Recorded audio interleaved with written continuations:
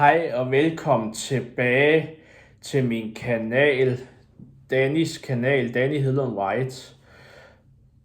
Ja, der er gået lidt tid, fordi jeg har været på ferie og på Rhodos og sådan, så har jeg været træt, da jeg kom hjem, men nu kører vi igen sådan lige, hvor tit det bliver, det må vi jo se.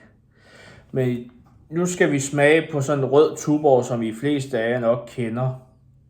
Så vil jeg bare bedømme, hvordan den smager her den her gang. Men jamen, skal vi ikke komme i gang og få helt åbnet? Så.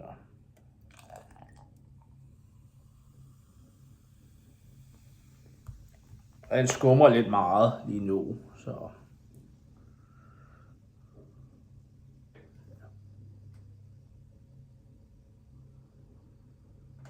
Ja, men så.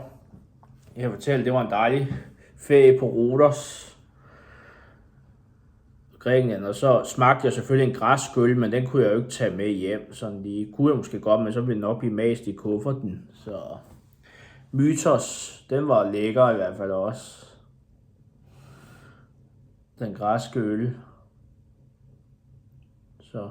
Nå, men vi starter lige med at prøve at dufte til den her røde tuborg.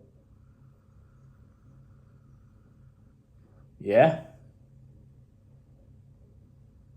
Dufter sådan lidt sødlig-agtig øl.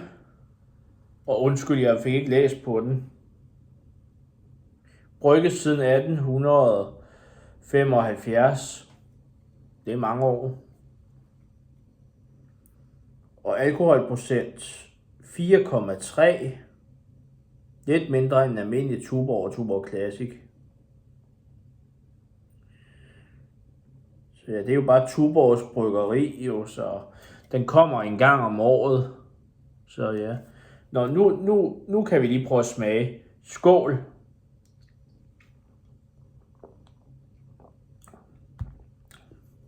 Ja, lidt sødligere, men lækker nok. Så ja.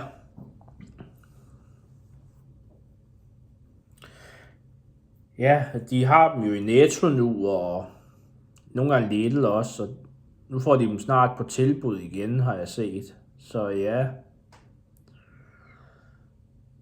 Der kan man jo bare se.